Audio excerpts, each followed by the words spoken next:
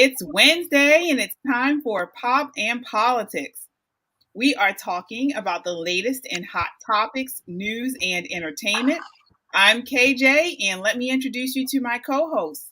Everybody is back tonight. We got a full house. We have Shelly E, Yana T, Colleen, and of course, it's the last Wednesday of the month. So tonight we have Tyrone Keys of Money Changes Everything. How are you all doing tonight? Doing good. Great. Excellent. Excellent. All right. Well, as usual, join the conversation by leaving a comment on YouTube, Facebook, or Twitter.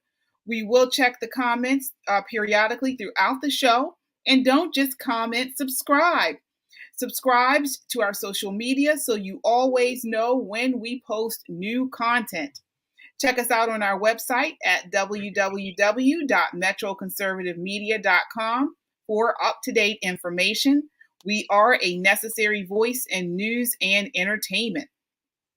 All right. Also, tonight, not sure if you all were watching us on social media, if you've been watching our timelines, but we did post about a contest we're having tonight.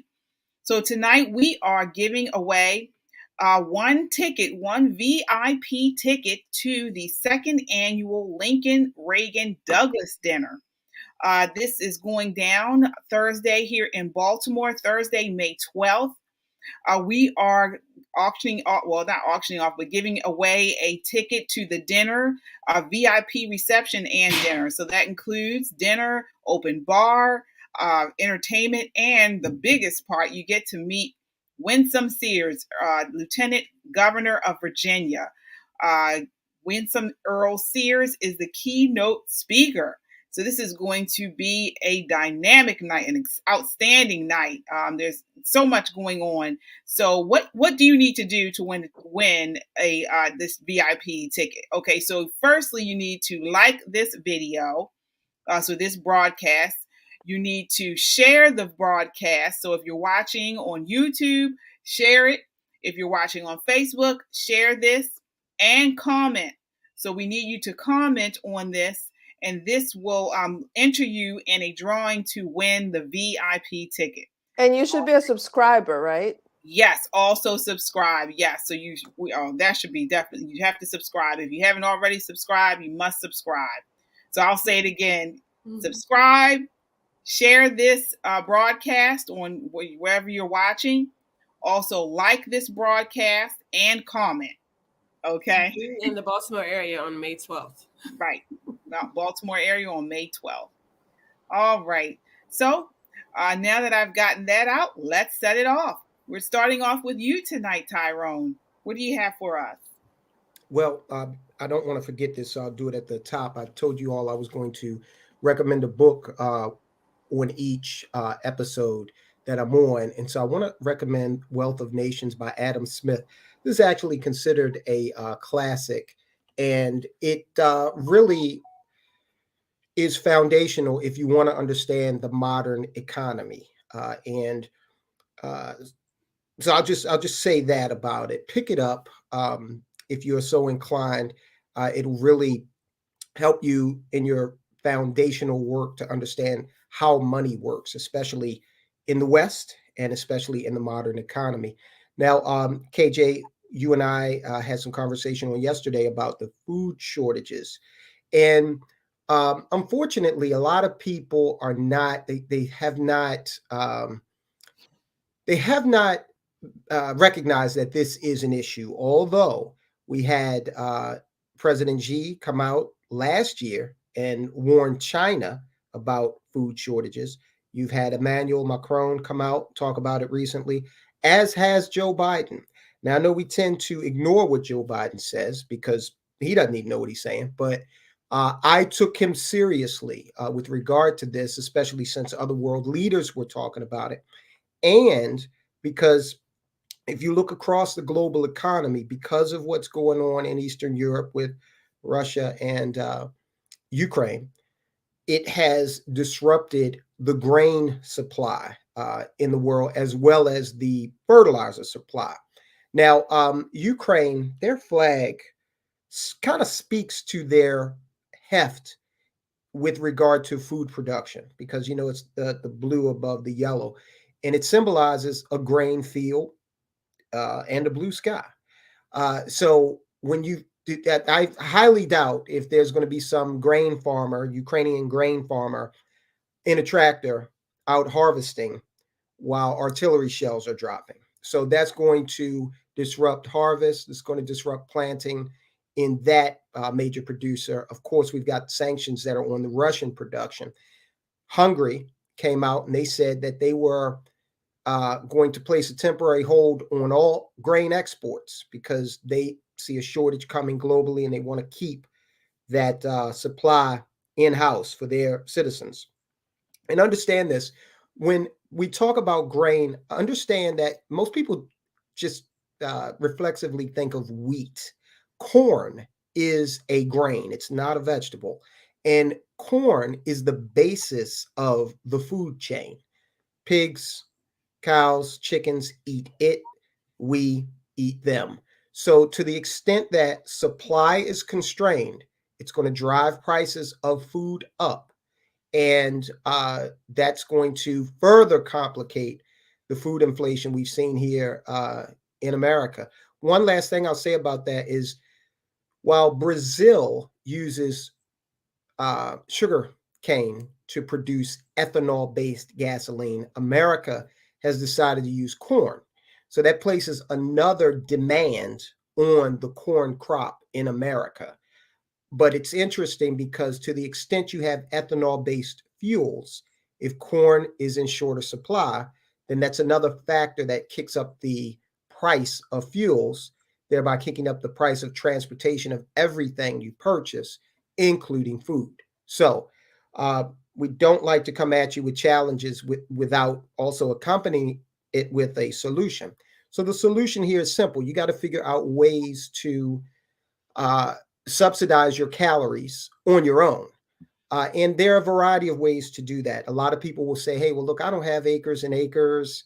I would add that if you do have acres and acres, unless you have 100 recipes for grass, you might want to think about converting some of that into an edible landscape. Okay, we've got properties with a lot of nice manicured lawns, but you might want to think about converting that to production.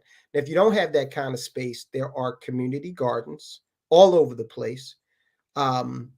There's several in each county here in Maryland, several in Baltimore City. Agriculture has gotten to the point where you can really concentrate and get good yields with a limited amount of space. So let me ask you, Tyrone, because one thing I wanted to jump in, is this something where people will actually, should they care about it? So is this something that's actually immediate? Like are we at an emergency time as far as right now, as far as food shortages? I was in Giant Food in Ellicott City 2 weeks ago. I took a picture and I put this on the community page of the Money Changes Everything YouTube channel. And the picture said only 2 chicken products per customer. And this is in Giant Food, okay? Ellicott City, this is a big chain, as you all know, and they had that up 2 weeks ago.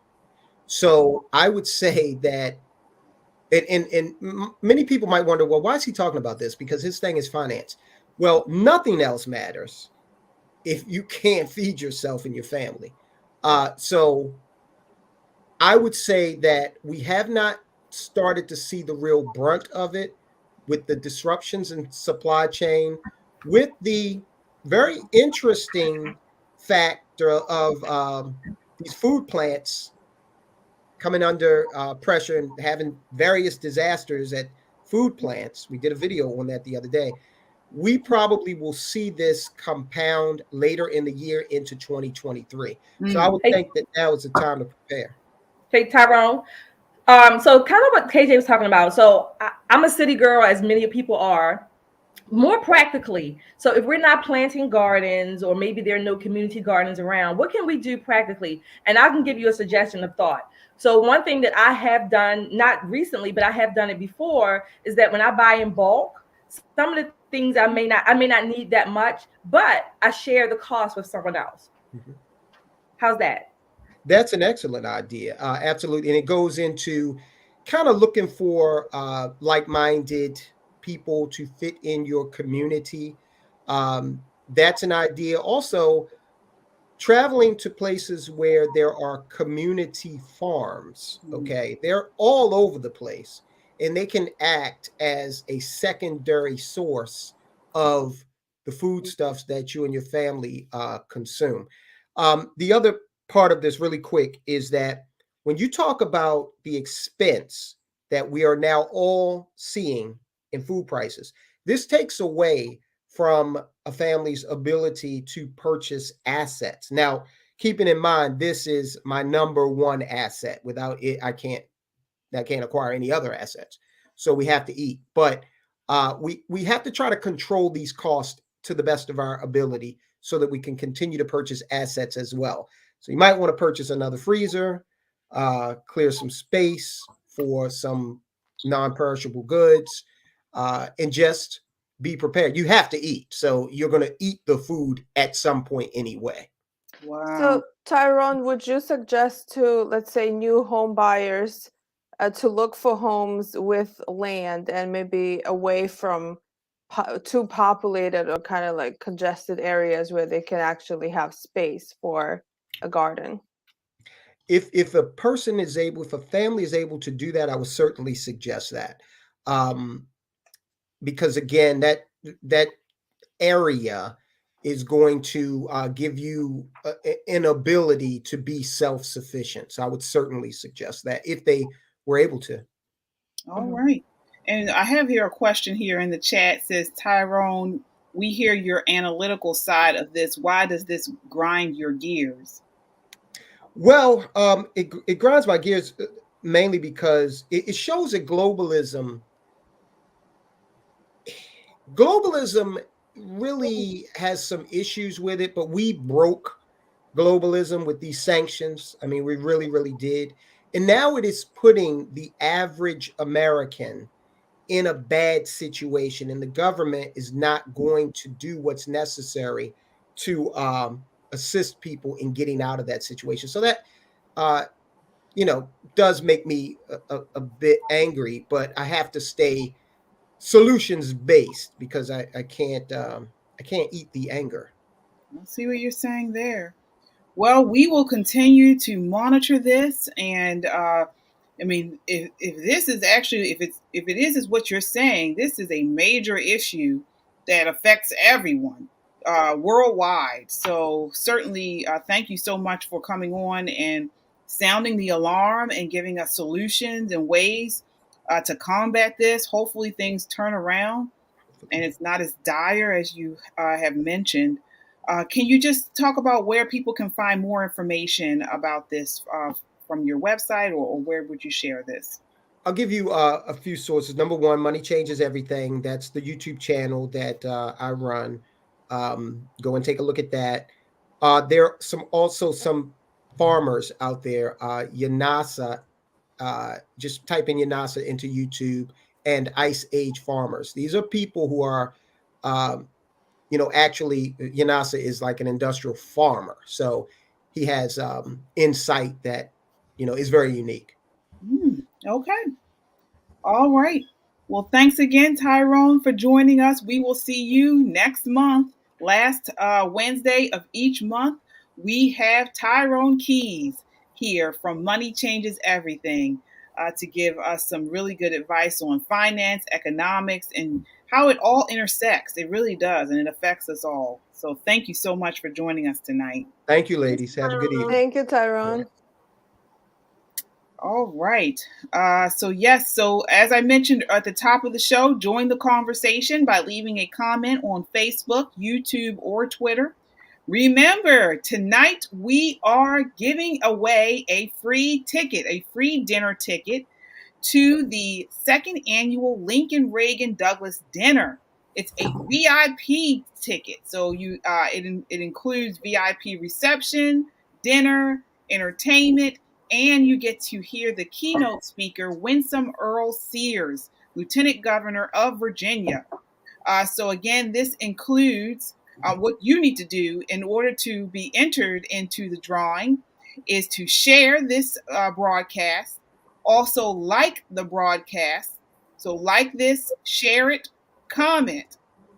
So, again, you have to like this broadcast, share it, and then comment. And subscribe. And subscribe. Yes, that's correct. Thank you, Shelly. And subscribe. Subscribe to our YouTube and Facebook. And so once and when you do comment here, take me out to dinner. So we know that that you are commenting and you want to be entered into the drawing. Take me out to dinner. Of course, you can comment more than that, but we want to see that. Take me out to dinner. So we know you've heard this and that you want to be entered into the drawing to win this dinner. It's going to be a wonderful night. So certainly continue to watch. So, as again, you can also check us out on our website at www.metroconservativemedia.com for up-to-date information. We are a necessary voice in news and entertainment. All right, I'm not sure if I said this at the top of the hour, but let's set it off. Let's set it off, ladies. All right. So we are moving right along into probably the biggest news of the year, possibly, Elon Musk. So everyone knows this week, in one of the most shocking business moves in recent memory, Twitter reversed itself and decided to sell itself after all to Elon Musk. Yes. Who paid some $44 billion. He credits the move, at least in part, for ideological reasons. Musk has been vocally critical of Twitter's management of information flow. Immediately after the news broke of the buyout, he tweeted this: "Free speech is the one bedrock of a functional democracy, and Twitter is the digital town square where matters vital to the future of humanity are debated. I also want to make Twitter better than ever by enhancing the product with new features, making the algorithms open source to increase trust, defeating the spam bots, and authenticating all humans." All right, so the left is losing their ever-loving mind. I love it. From people going crazy about Trump possibly coming back to Twitter, to people deeming it a victory for white power, white nationalism. I mean, it's been all over the place. Everyone has an opinion. There's been frenzied reactions. So I want to get right down to it, ladies. What are your reactions? What do you think about Elon Musk taking Twitter private? So I want to start with you, Yana, tonight on this. What are your thoughts? Well, if what he promises is true and it's going to be open and he's going to support free speech, I think it's great. I think that when people think about America, the United States, freedom of speech is something that this country is supposed to be known for and should be preserved in order to remain an example to the world in this sense, and basically be like a city on the hill for the rest of the world in terms of free speech. All right. I want to move to you, Shelly. What are your thoughts on this? Elon Musk buying Twitter. Yeah. Follow the money, money, money, money. But anyway, I am ecstatic because the left is apoplectic. That always gets me hyped. Wait, what does that mean, Shelly?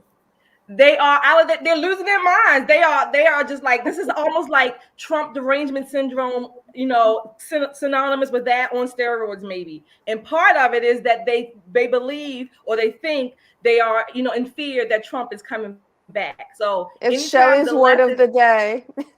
Apoplectic. That's my word of the week. What about you, T? What are your thoughts on Elon Musk buying Twitter? Oh, I'm so excited because free speech is free speech. And I think we've gotten so far away from it. And the left, I was just watching CNN the other day. Don Lemon, I can never remember his name. He had a guest on and they were like, well, people are going to start saying things about gay people and they're going to start really speaking their mind. I'm like, that's the whole point. That's what free speech means. So I'm excited, and I might just get on Twitter now. I was never on. I might just sign up. I got to come up with a name or something. Something that's unique. But yeah, I'm excited. All right. He's doing the right thing. And what about you, Colleen? What are your thoughts on Elon Musk buying Twitter? Well, I have to say, not only is the left losing their minds, but there are a few people on my timeline that are feeling some type of way that are right leaning. So I would like to say that Elon Musk doesn't need to be a devoted Christian for me to be happy that he's buying Twitter and that he's protecting free speech in America. And I have to say just a little bit more to this, because sometimes I feel like I'll look at my timeline and my Christian friends will be like, I know you're excited about this, but don't be, because I'm going to ruin the day. And I'm just like, hang on a second. Like, I am ecstatic about this. They might move to Jacksonville now. I mean, this is huge. And he's talking about the Biden laptop story. I mean, he's bringing it up already. Like, this is huge. This is bigger than politicians can do. This is more power than all these, I mean, basically useless people that we've been electing that basically just talk. I mean, they just talk on TV. I mean, they don't get anything done. So this man is about to do more than our own elected officials can do for Twitter, for the town square, for free speech. I'm excited about it. Country. Yes, let's be excited about it. I mean, he doesn't need to be. What is being, and for the world, really. What is Wait a being minute. I want to back up to what you said, if I could, Colleen, before we go into that, because you said something that we haven't really talked about. So we do have the left who have been talking about this buyout, but we have people on the right who have, mostly of the right I've heard is pretty happy about it, but there are some that are not. So I want to get your thoughts on that, because can't two things be right at the same time? Right. And shouldn't we be a little bit skeptical about this? You know, especially when you mentioned about the evangelicals or Christians. A lot of Christians are afraid. They don't like when people are talking about chipping people, putting chips in people. Yes. This is something that Elon Musk has really pushed. He's a big advocate of the whole chipping. He's got this technology he's talking about where you wear a chip, you put a chip inside. I think it's either your head or your arm or something like that. And so that what is your thoughts on that? I mean, that is freaky shit. There's no denying that. But I will say, it's not like he's forcing us to do it. And there are technologies that could be super utilized for. I mean, like when you've lost limbs. I mean, like there are so many technologies that really can be utilized for. If he was like, we should implant everybody against their will with these chips, then we'd be talking a different story.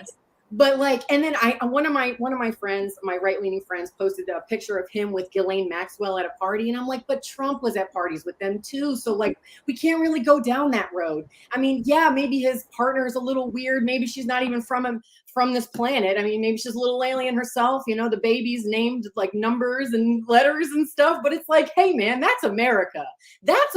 We're all different, and let your freak flag fly as long as you're not hurting anybody else. And as long as you're respecting the speech of others. So, and which he does.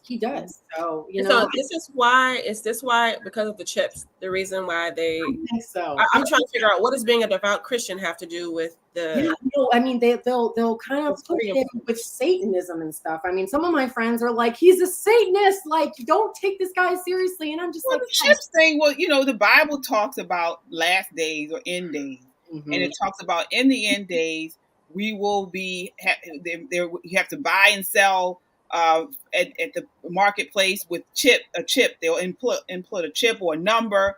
We already have that. It's called credit cards with chips in them. We already have it. Well, not on the human body. So it's supposed to be this. No, not on the body. Right. But we already have a chip. We use them every day. Yeah. No, it's not the same thing. I mean, this is what people are talking about. It's a chip that, you know, it's connected to the body. And in order for you to actually buy and sell food and eat and things like that, you will have to show this mark or this chip or whatever. So this is kind of like the big thing that Christians do talk about. Not only that, but his ties with China have been questionable. You know, he does have a lot of ties with China. Most of his wealth is somehow connected with Chinese government. Tesla's future prospects are all it relies on Beijing's goodwill. So so do cars from America. They get parts from China and other places in the world. So we drive these cars. We have the technology, the cell phones, whatever. We have connections with China. Does that mean that I support China as a government? No, but to isolate just this one thing or a couple things in his life from what he's actually doing, that's a bit, that's just extreme to me. Well, you don't have are you depending on China to where you're living? Are No, you a I didn't say billionaire? depending. We all do. Everybody who has we all do. We all do to some extent. We all do. Everybody who has cell phones, not like this. Cell phones, technology, clothing. Yeah, but there is you can make a living without. We all do, but we all do. I don't see anybody giving up their phones, putting away that. I don't see anybody doing it. Christians or not. Christians or not. Tag KJ, see where it's made. Yeah. I do. I see. I mean, like I said, I do make a conscious effort not to buy everything from China, but I do, of course, have things from China. But again, this isn't me doing this isn't going to have any control over anyone else. So this man is buying, the large one of the. He's going to have a lot of influence in our lives, as Twitter already does. So I think it's reasonable to question it. I mean, like I said, am I making a big deal about it? No, but I think it's reasonable to check it, and we can do two things at once. We absolutely can. The kind of and question it. The kind of censorship that we've had in the last couple of years. I mean, I think that was the worst thing that has been done to Americans. Like we had. In terms of COVID, people could not talk about lots of things. Trump, elections. Now we have, the world conflicts that so many things have been suppressed. And it's as long as we have, and I cannot trust anybody 100%, who, especially someone like Elon Musk. But I mean, as long as we have a channel of information, that's important.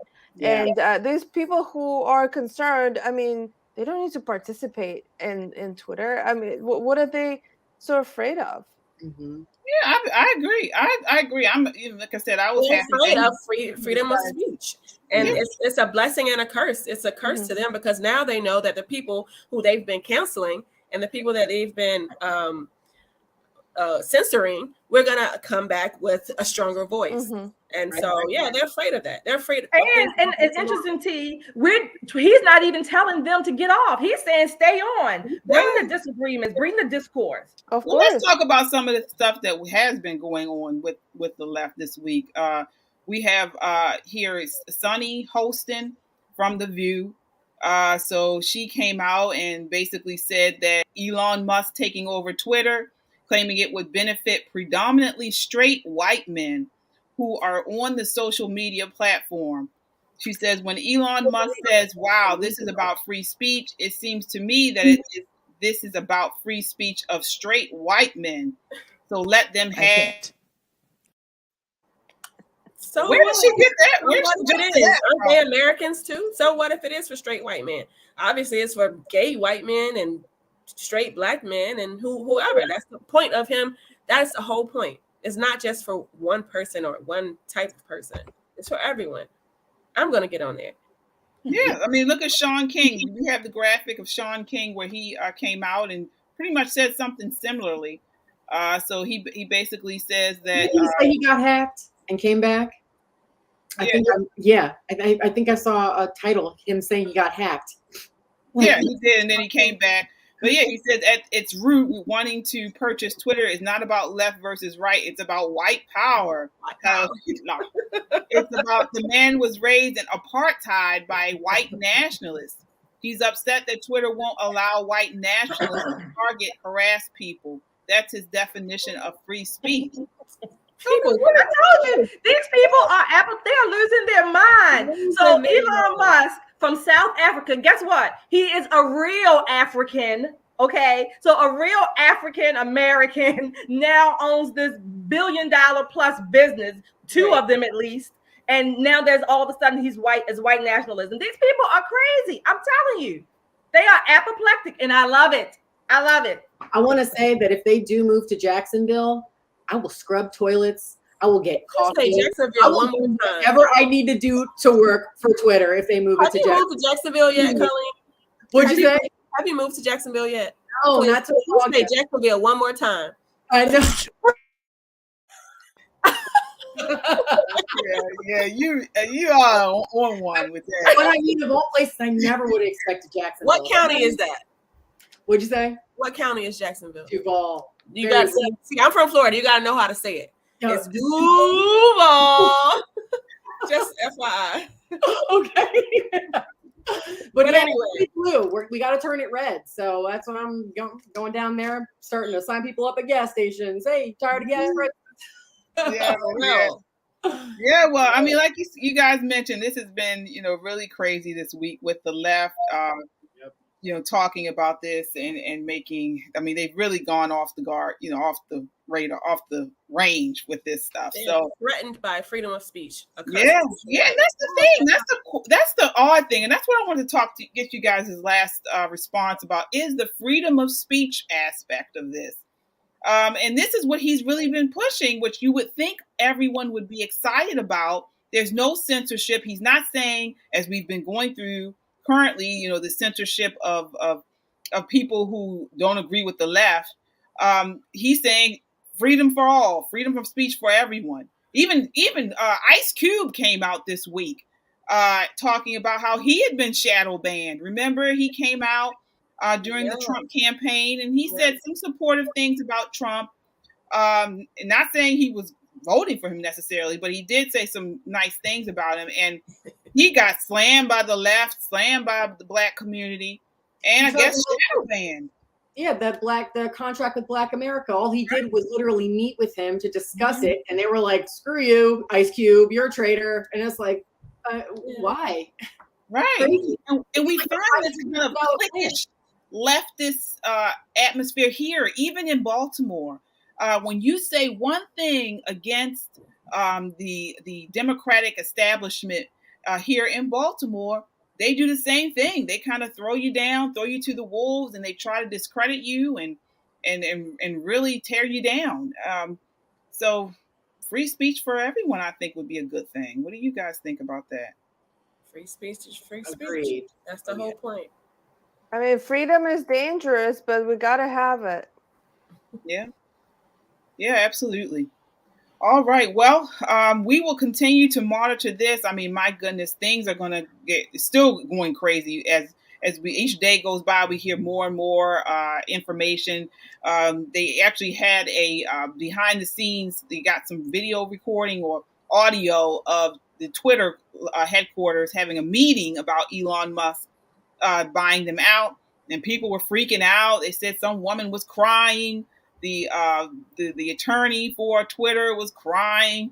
Then Elon Musk said something to her about some of the past ways they've been handling Twitter, and now they're accusing him of not talking to women correctly. So it's a mess. This is a soap opera, and we will continue to monitor it. He needs to bring in a whole new crew. Yeah, absolutely. I want to go through some of these comments here. So let's see what we have. So we have here, Steven, the dude wants to colonize Mars in the next 50 years. Let him. I don't care. I'm not okay. going. It's his money. It's his money. Right. Yeah. We will see. I mean, all things start out like this, and then 10 years later, as long as we're not forced to go. As Right. long as we're not forced to go, if we choose to go, that's one thing. But he always spend his money starts the way like he this. wants. So I'll be the first to admit I was wrong. If I was wrong, I will come back and be like, y'all, I'm sorry that I thought Elon Musk was the best thing since sliced bread. Boy, was I wrong. I will come back and say it. I promise. Let me be wrong. We'll see. Don't want to be that. Money and power corrupt. We do know that. So we hope that he stays true to his morals and principles, is whatever they are. Let's see here. What else we have? We have Kay Candy. Good evening, ladies. Thank you for being open to have open dialogue across the aisle. You are appreciated. Thank you, Candy. Thank you, Candy. Thank you. All right. Let's see here. We have Tyrone. The women of The View are very strange and sad. Facts. Oh, oof. replacements are here. Here Right. we go. We just need the sponsors, audience. Just learn to get some sponsors so we can be syndicated. Yes. We have Suzetta. She says, "Oh yeah, it's Elon, an African American." LOL. Absolutely. Right. Yeah. That's a little some questioning about his background. People are saying that he was, I guess, a part of apartheid. He had some play in that. His family there in Africa. I'm not too. God. He probably owned slaves too. Let them tell. Who knows, right? But he's here now and he's pushing freedom. So okay, his family may just like nobody here can be responsible for their family's deeds. Neither can Elon Musk. Okay, that's true. Let's see here. We have Candy says Democrats in Baltimore is as much of a cult as the ones they accuse. I'm over it. Yeah, that's what I was mentioning. Yes, indeed. Make sure you vote differently, Candy. Yes, absolutely. And I'll take one more here. Jim, if the freedom of speech is taken away, then dumb and silent we may be led like sheep to the slaughter. George Washington. That's the whole point of democracy, right? Mm-hmm. Government. They want the government to rule you. Yeah. All right. Well, we are moving right along. Again, continue to join the conversation by leaving a comment on Facebook, YouTube, or Twitter. We will check the comments periodically throughout the show. And we are doing a contest tonight. So we are giving away a free ticket, a VIP ticket to the Lincoln Reagan Douglas dinner. That's going to be Thursday. I think it's a little less than 2 weeks away, May 12th. With keynote speaker, Lieutenant Governor Winsome Sears. There's this VIP ticket, includes open bar, dinner. We're going to have music, dancing. It's going to be a wonderful night. And you get to meet us. Right. Yes, you get to meet with us. You will be sitting at our table. So we will definitely show you a good time if anything else. Trust us. Yes. So again, we are doing this contest tonight. So how do you get in? How do you get put in the drawing?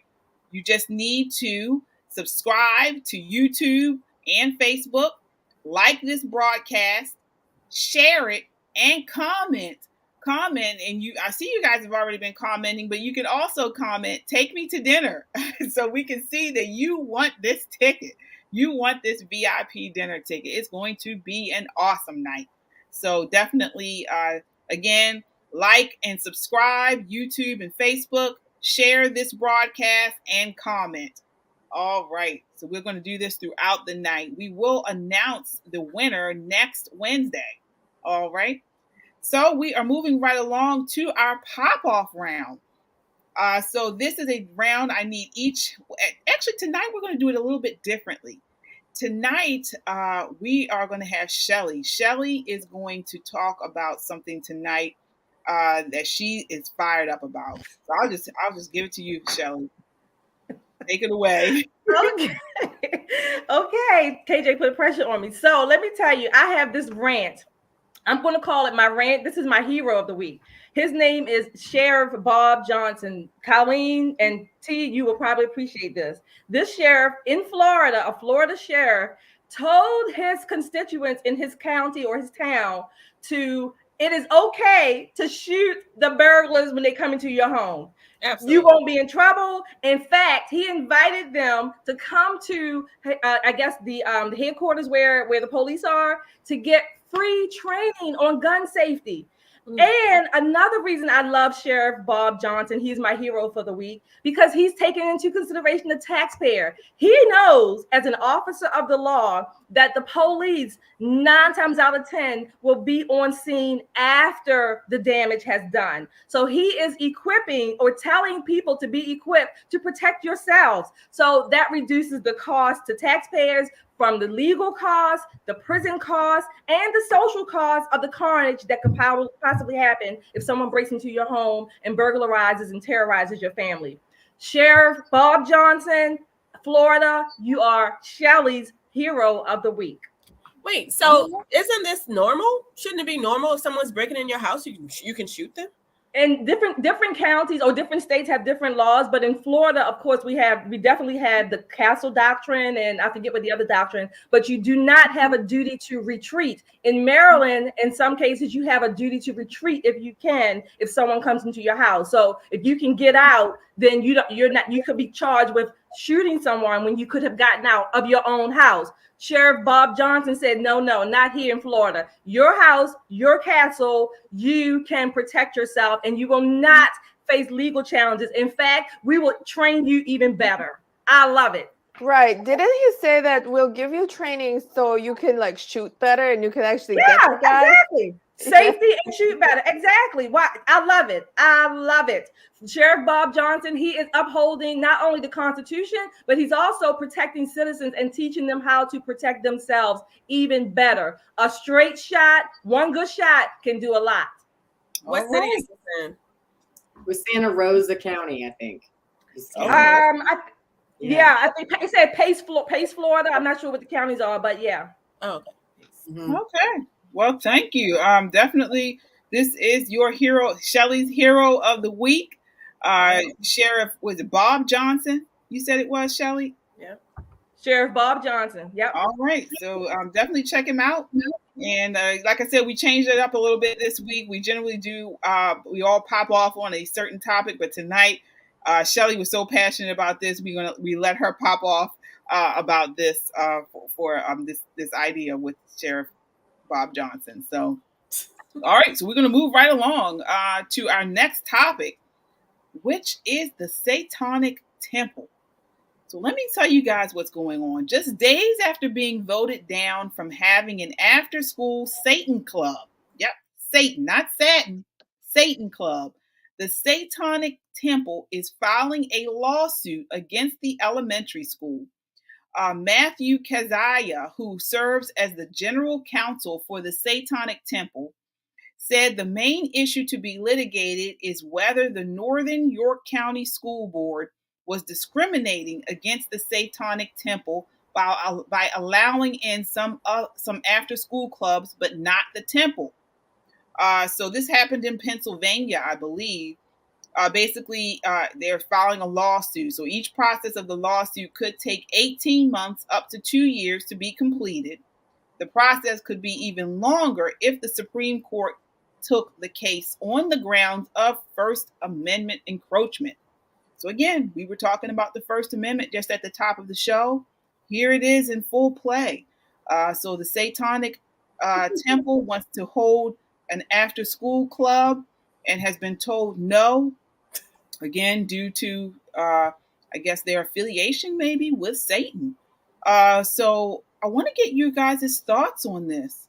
First of all, the way you spun that, the affiliation with Satan. Okay, but let's go ahead. Oh, well, it's a Satanic Temple, but maybe he's not. Maybe they're not affiliated with Satan. Maybe they're affiliated with Saturn. I don't know. But I want to get you guys' thoughts since you're already talking. T, what is your comment on this? What are your response? Do you agree that should they be allowed to hold the club or should they not? Absolutely, they should be allowed to hold a club. We're going back to freedom of speech, and we can gather like we want to gather. So yeah, absolutely. No matter who they are. If gay people can do it, so can the Satanic Temple. All right. I want to get your thoughts, Colleen, on this. What are your thoughts? You know, are you for Satan or you against Satan? See what I'm saying? No, I'm not for Satan. No, man. No, I don't think that there's a positive spin on the Satanic Temple. So, okay. Yeah, I'm not on their side on this one. All right. What about you, Shelly? Do you believe that the Satanic Temple should be allowed to hold a club at the elementary school? Mm-hmm. Yep, I say absolutely they should sue. They have as much right to public government property access as any other club. So yes, they should sue. All right. And then what are your thoughts, Yana, on this? Should the Satanic Temple be win their case? Whoever said that they're for Satan on this show right now. Y'all are crazy, and you will destroy this country with Did we these say we're kind for of thoughts. Satan? Let her Well, finish. Let hold her on. finish, please. KJ asked if you were with the Satan. And so if you're supporting this club, I mean, we've been talking about the situations in school with like sexual education. And T said something about if gay people can do it, then why not Satanists? Well, that's the whole problem, is that nobody should be doing that in school, especially. It's one thing when it's private people gather, do whatever. But I'm just worried for this country, really, because I feel like we need a state religion in order to survive. Oh, all right. Well, I want to get your so Yana is saying she doesn't agree with it, and I know a couple people said you said it that you do agree with it. So, what's your response to what Yana said? So let me go first, T, if you don't mind. I'm sorry, T. Go So ahead. first of all, let's get this straight. Nobody has said they agree with Satan. What I'm saying is that I'm not I'm not a convenient conservative. I'm not a convenient conservative, or I'm not an aesthetic conservative. I am a conservative. I'm standing on the First Amendment. Either nobody does it, or we have equal access as Americans to approach and have the same public use of space on public property. So it's either none or we open it all. We can't pick and choose because we don't particularly like their religion. I don't support Satan by any means, and you're not going to put that on me. What you're going to do is argue the merits. The merit is that they want equal access and have their freedom of speech. Do I have to go hear their speech? No. Do any other parents? No. No, you don't, because you don't have a kid going there. But other parents don't have to go either. They are not forced to go. They want to hold their club, and those who want to be a part of the club can attend. Well, I know this isn't about is that what you said there doesn't make any sense. No, this isn't about. I'm going to give you an example. No, before you give an example. No, I want to just talk to what she said about no one else will be able to no one else will have to deal with it because it's their club. That's the same thing they said when they started instituting homosexuality in these schools. It's only going to be for homosexual. Only going to be targeted towards certain group. And other they're gonna have flyers all over the school. And exactly. That's called equal access in the public square. And you know what, Shelly? This throughout the school. So that is not an argument that can hold. Yes, it is. Of course, you're not with Satan, but that's how, and they're gonna that's how Satan plays his tricks. Is that, of course, I'm not with Satan, but I'm gonna allow this free expression and free speech. It's all this intellectualism. Oh my God! Even in the Garden of Eden, God didn't even buy that when Adam and Eve said Satan told them to do it. God didn't even pay that. God didn't even buy that excuse. Well, what about you say about you say that you're not? I'm not a convenient conservative. I'm not a conservative. I'm not a convenient about legality. Right. You're not a convenient. I'm talking about your opinion and your feelings and your chosen religion in this country. We're talking about law, and they have the right to sue, and they based on discrimination. Well, the same thing Shelly said. She's not a convenient conservative. What about a convenient Christian? What about that? A convenient Christian? No, it's not a convenient. We're talking about the law. I'm not debating. We're not debating their religion. We're not debating their theology. We're debating the law. We are a country of laws. Don't we say that as conservatives? Don't we say that as conservatives? Don't we say that as conservatives? We are a country of laws. There is a higher moral code. Yes, we are. No, that's their religion. That's their religion. We're not talking about their religion. We're talking about them having access to government property. Well, let me ask you this, KJ. And not every religion is equal. That's my whole point. It's really dangerous. But it may not be. But they are still Americans we are a country of laws, right? So look what's happening in America. Should they be banned? Should they be banned? That's based on the Constitution. Based on law right now. We can't even talk about God. We just talked about freedom of speech. We can talk about We just talked about freedom of speech. Just talked about freedom of speech. That's a constitutional right. It's also a constitutional right to gather, right?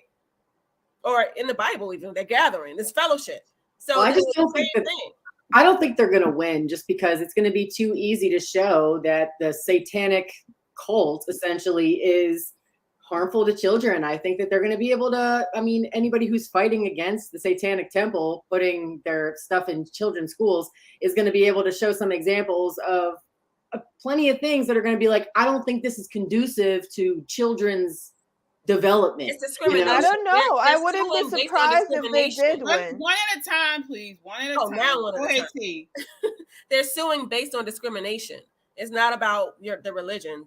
I mean, that's going to be the whole point. Right. But I think, don't you think that they should be able, I mean, well, in the court of law, won't they be able to at least argue that this religion is harmful or something like that? Like that should at least be something that. How would it be harmful? Okay. How is it harmful? Okay. Because We they talked about believe freedom in of speech. child sacrifice. Yeah. Wait a minute. We talked about freedom of That in the speech, right? bylaws In the of First the Amendment. The First Amendment, Congress shall make no law, and I'm going to go down, abridging the freedom of speech, respecting and establishing of religion. It is not the government's job to tell them what religion to practice. Now let me respond to that if I may. So I get that. There are laws within the land that do govern certain situations or every situation. But I want to talk to you all just from a moral standpoint. Some of us here are Bible believers, or we consider ourselves religious, or what have you.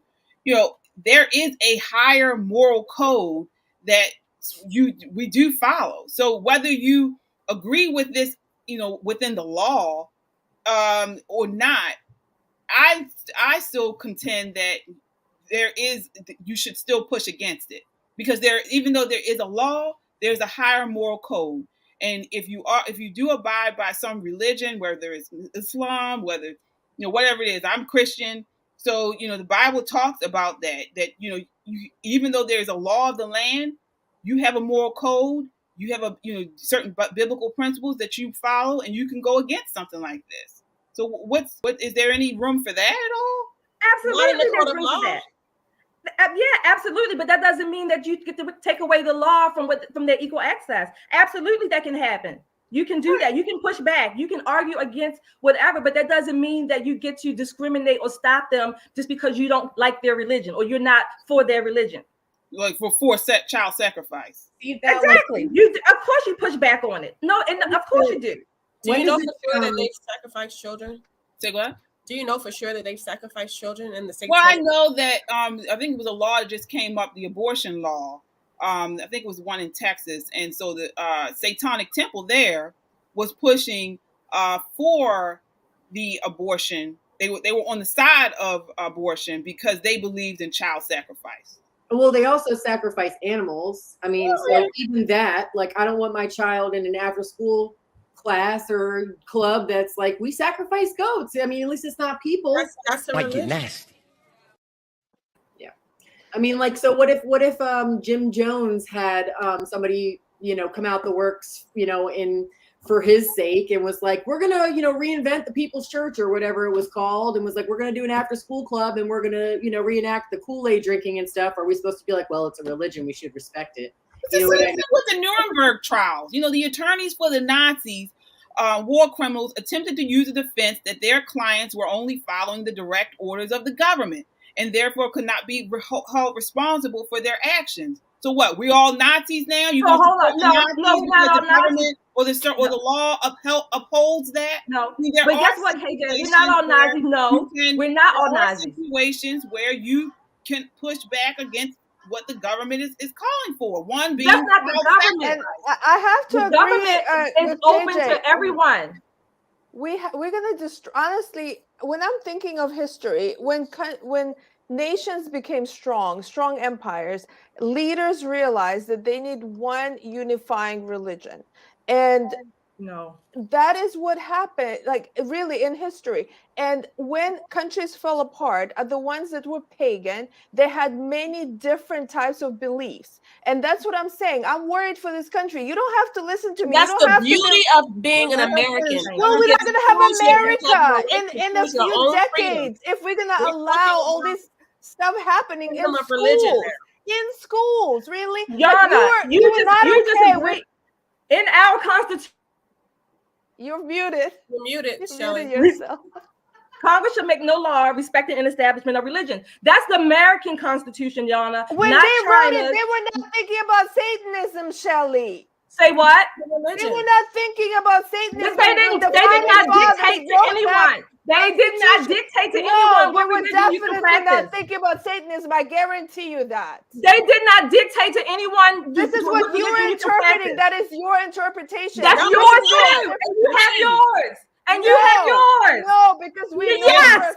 Are we all moral people? Are we all moral people? Can we sit there and have a conversation and agree that allowing a club that believes in Satan and child sacrifice and animal sacrifice is not a good thing? Do we know God this? Do we know that they believe in animal sacrifice? Have you been to any of the meetings? They're not thinking about Satan. That's for Have you been to any of their meetings? Do you know that this is what they believe in? Or have you heard through the grapevine? Do you know for sure? Have you seen their bylaws? I'm looking it up right now. I looked at there. Just tell me how much was not. Satanism was a religion. They were on the side of abortion. It's been all over the news.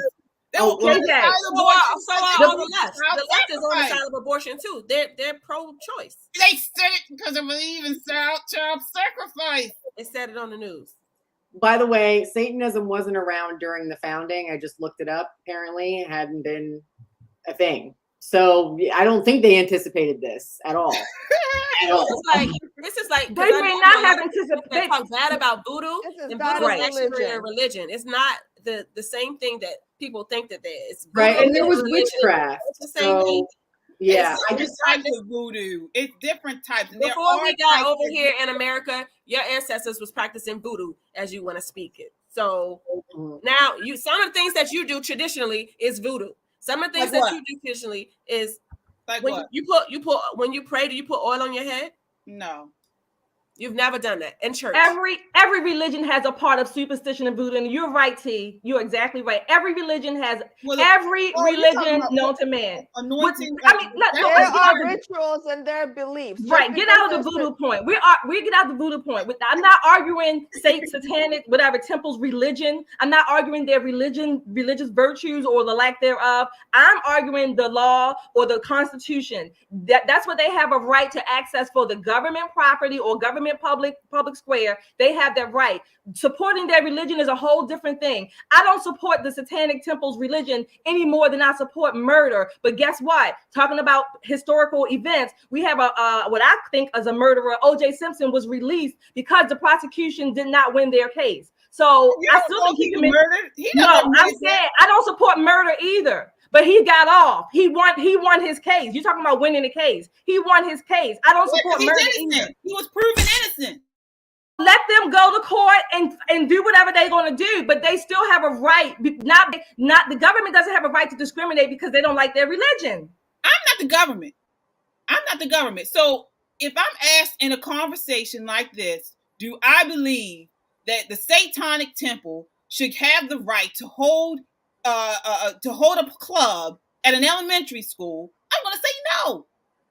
And you have the right to say no. And we have the right to say, we have the right to say opposite. Right. So we got to move on. But like I said, one of the interesting beliefs I just looked up that they have is they believe Satan represents all of the so-called sins as they all lead to physical, mental, and emotional gratification.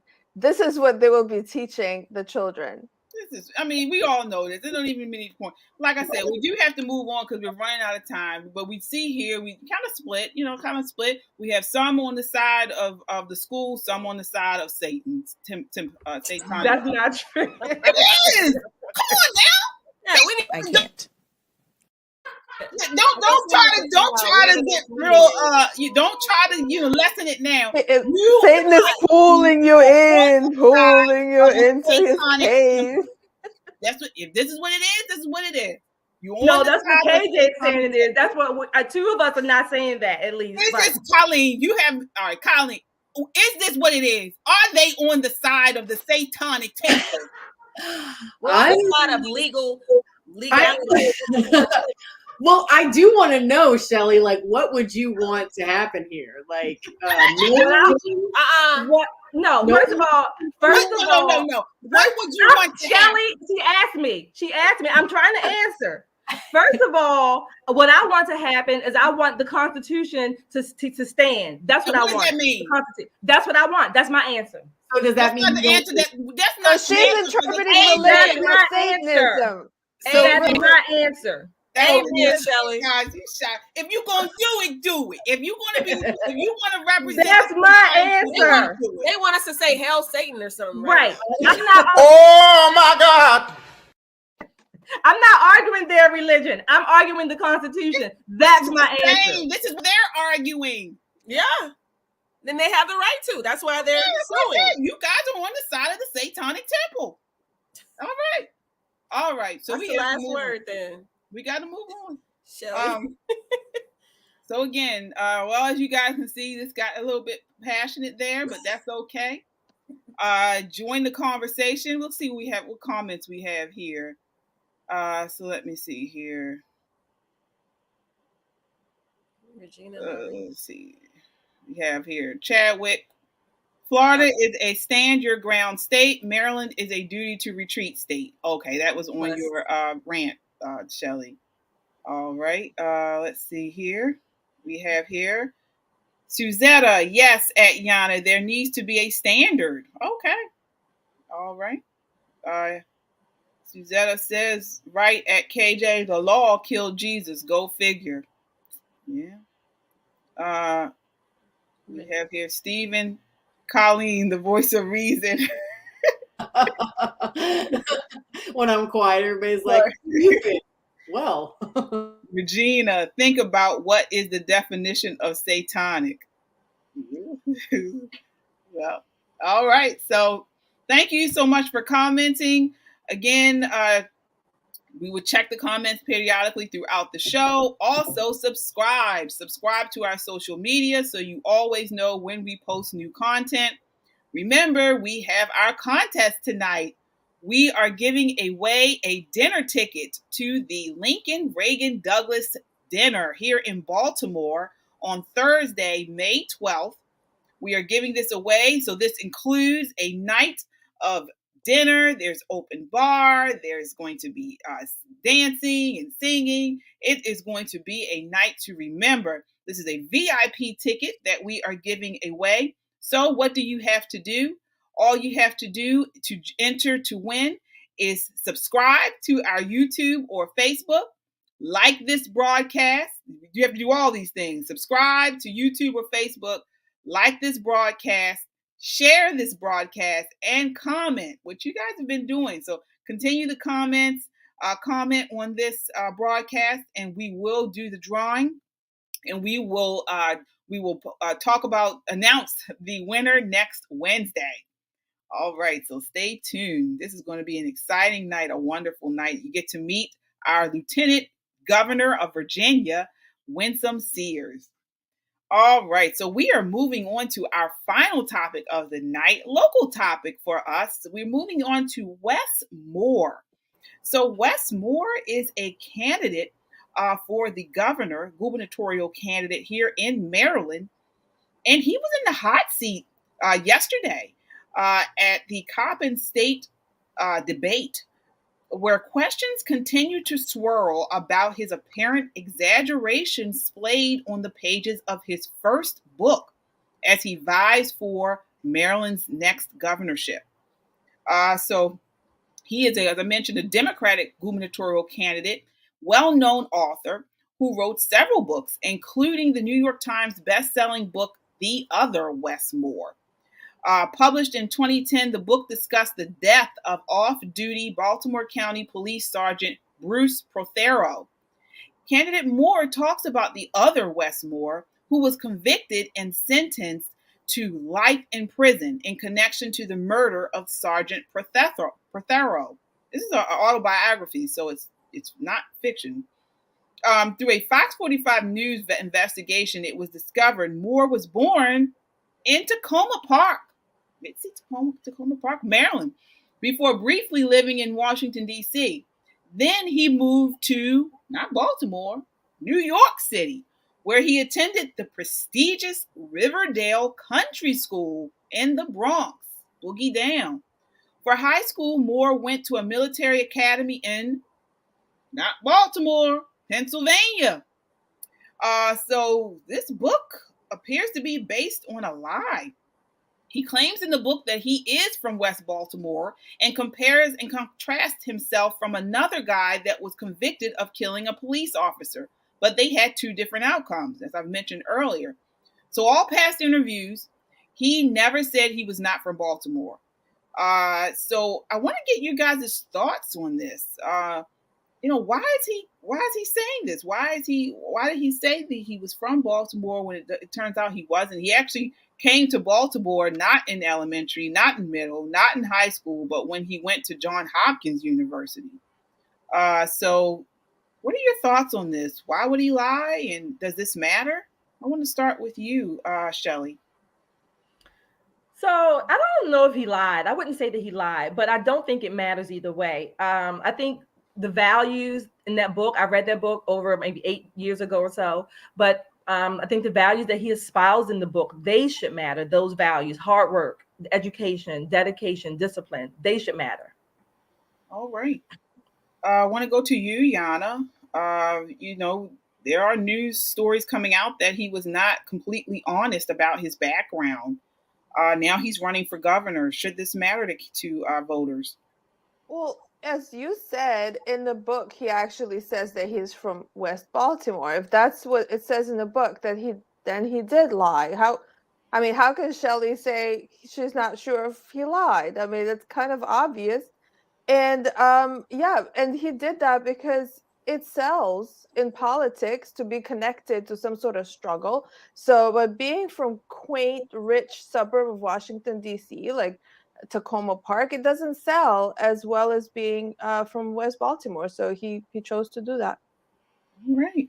What are your thoughts, Colleen, on Wes Moore in this sort of, I don't know if he's dishonest. It sounds like he's dishonest about where he was born and raised, as we say here in Baltimore City. What are your thoughts on this? Does this matter? Oh, you're muted. I think it makes him a fraud from the beginning, honestly. I really do. Okay. And then your thoughts, T, on Wes Moore as a gubernatorial candidate. Now there's some questions about where he really came from, about his background. What are your thoughts?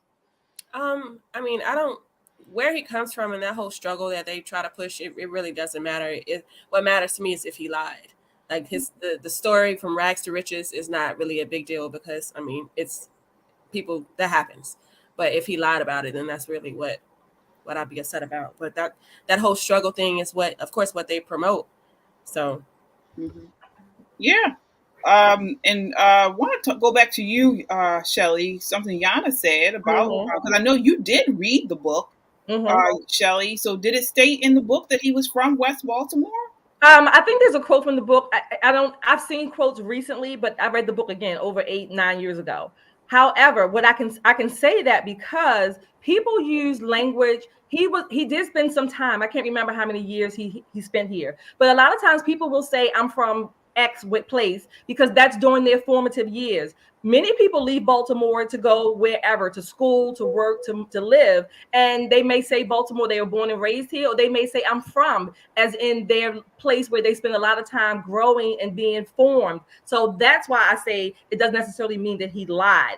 Ultimately, I don't think it matters. What I think matters are, again, the values and the contrast that he was showing between he and the other Wes Moore who murdered Sergeant Prothero out in, I think it was Baltimore County. So that's what matters, the values that he was espousing. Again, my point is that I think he's a Democrat, which also is a different story, but the values that he's espousing are more important and have more impact for people who read that book. Young Baltimoreans can identify with that.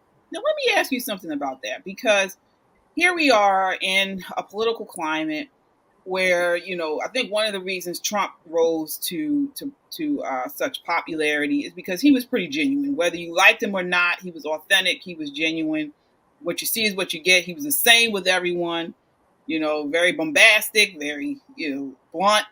But it was him. But here we have Wes Moore, who is misrepresenting himself. I mean, if you want to get right down to it, born and raised is not coming here for grad school.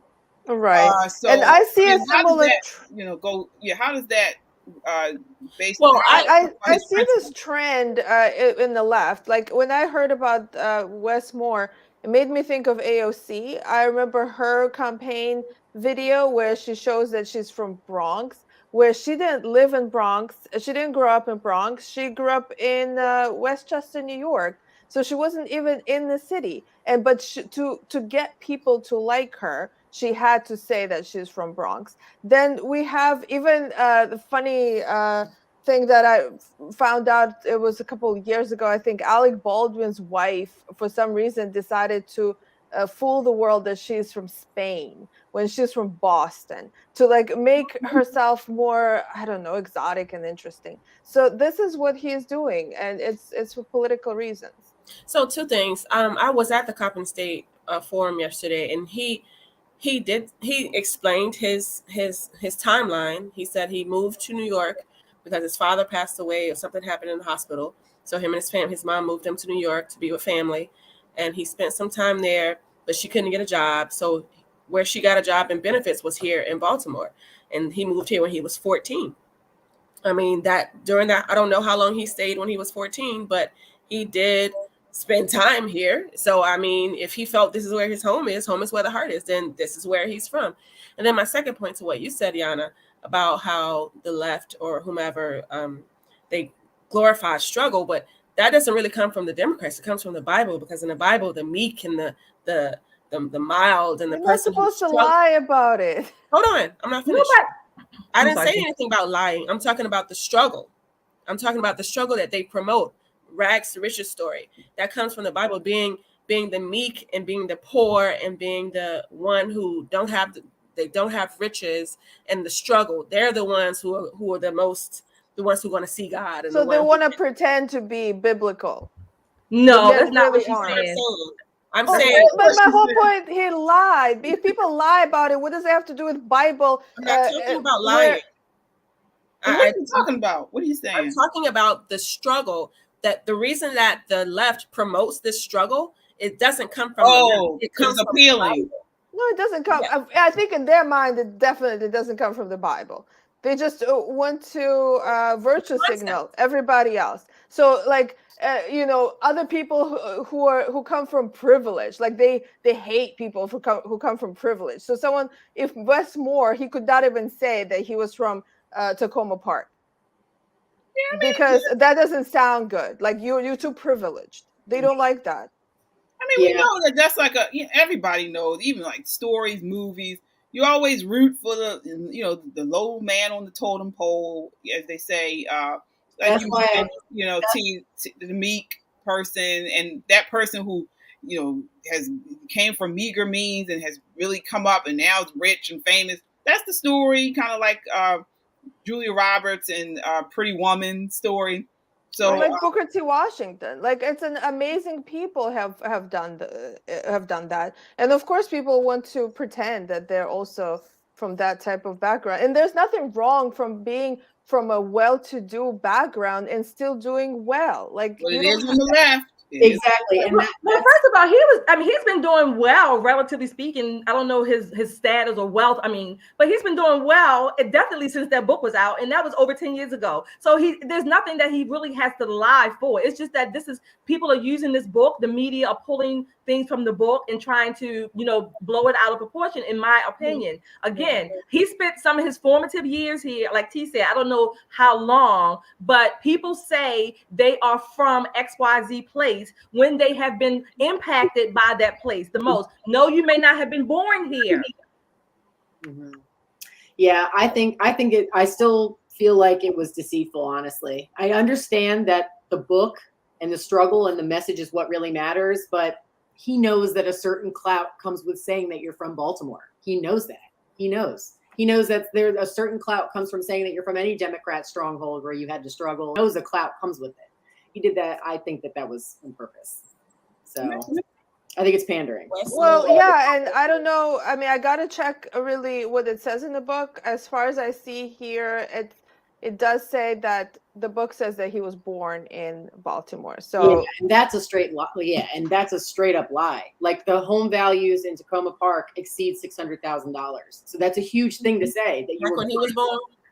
No, when he was born, but I mean that's just now. oh, it's been a I well-to-do mean, if we want to look at area. the home values back, No, in we're 100%. talking about the struggle and using poverty, particularly in Baltimore. Interestingly enough, these same people who use this poverty wedge or this poverty segue, they're wealthy. Marilyn Mosby, her husband, they latch onto this poverty narrative, but yet compared to Baltimoreans, they are uber wealthy. If you want to just comparing the income ratios, so it doesn't need. So yeah. I agree there. I totally agree there. This is what they do. But again, they're doing this because they're trying to play on people's emotions and trying to play on Black people who predominantly vote Democrat. I mean, Well, it becomes seriously a problem because they demonize people who do well, even though they have money. So they'll be the first ones to hate on Elon Musk, but will still take these huge paychecks and stuff. But then be like, no, you're not supposed to tax me. I'm not the rich guy you're supposed to hate. It's that one. You know what I Right. mean? Like AOC in her dress. Yeah, exactly. It's like these are the richest people that demonize other rich people. So that's what annoys the crap out of me. Like, dude, you're not from Baltimore, and you're obviously like you had a little bit of you had a better upbringing. And like Shelly, your point is definitely important. That the book had important points to make and everything, but he knows that a certain clout comes with saying that I'm from Baltimore. yeah, I want to go to some of the comments before we finish up tonight. We have here, let's see here. I have Joshua, crazy how the left loves Chinese-owned Twitter, and Biden is establishing a minister of propaganda through the DHS. Okay, yeah. I think he's talking about our Elon Musk discussion. So we have here Republicans reprisal. Joe Biden lied about growing up in Scranton, Pennsylvania, because he wanted a struggle story in a swing state or district. His family left Scranton when he was 2. Yeah. I mean, people do this every day. Like I meet people all the time that say, "Oh, I was born. I'm from New York, but they moved here when they were like 4." So it's no different than anyone says. I mean, I don't know why. Yeah, but then when people say that, oh yeah, where'd you live in New York? Or where'd you go to school? Usually is the next question. And then they say, oh no, I moved to so and so. I say, oh, well, you're from New York all the time, right? Yeah, you're not from New York. Most people, if you say that, the next question is, oh yeah, where'd you go to school? Oh, I went to school in Tacoma Park. Yeah, I'm saying, yeah, that happens all the time. Yeah. Yeah, so it's like, and I feel like our viewers are smart enough. I shouldn't have to say it, but please, for the love of God, don't vote for a Democrat for governor of Maryland. Thanks, viewers. Love you. They're afraid of Kelly Schultz based on the debate yesterday. That they brought her name up a couple times. Really? She's a threat to them. Yeah. Well, hopefully she went. Yes. All right. So we have here, okay, Blanca. She says Waverly is not West Baltimore. Is that where he's claiming? Waverly? So maybe. So here we have Republican reprisal. Trump was always honest and proud of his money. Rappers used to celebrate his success in their music. Absolutely. Yeah, this is what I was saying. I mean, just be you. Be who you are. People like authenticity. We, especially in this day and age. That's why Clinton didn't win. Because she was the fakest of fake and pandered all day long. So all right. So I have one more here before we go. Obama faked poverty too. He was a trust fund baby who never went to public school. Wow, yeah. Maybe. I didn't know that. I do know that people were saying that Michelle Obama is a man. Saying she's actually trans. Oh yeah, they faked a lot of. Oh my God! We don't know. I don't know. Only Obama knows. All right. So on that note, we are done for the night. Before we end, I want to just again talk about our contest. So again, if you're just coming on, we are having a contest. We are giving away a dinner ticket to the 2nd annual Lincoln Reagan Douglas dinner here in Baltimore with Lieutenant Governor of Virginia, Winsome Sears. Gonna be lit.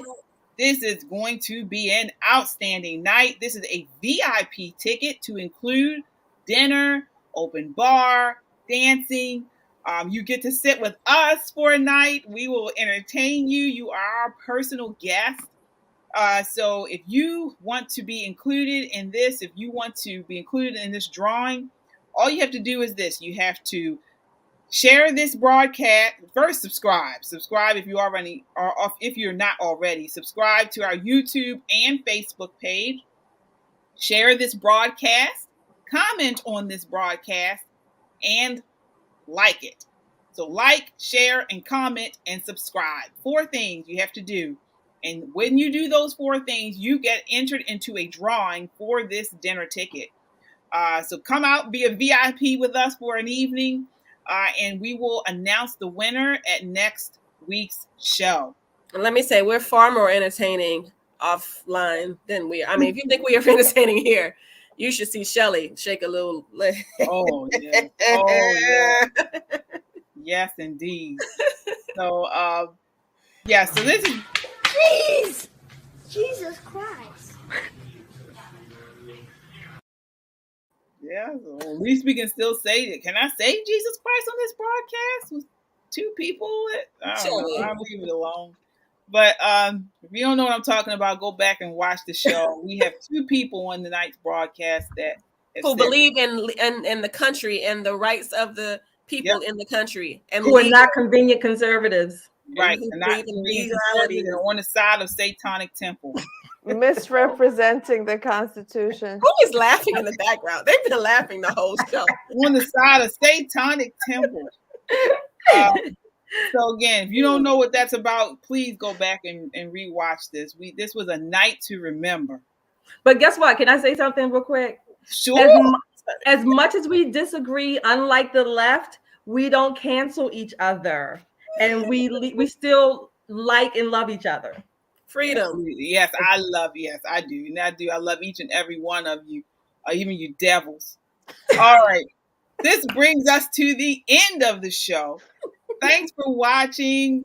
Again, we check us out on YouTube, into my past life. Twitter, YouTube, Twitter, Facebook, and Instagram, and subscribe.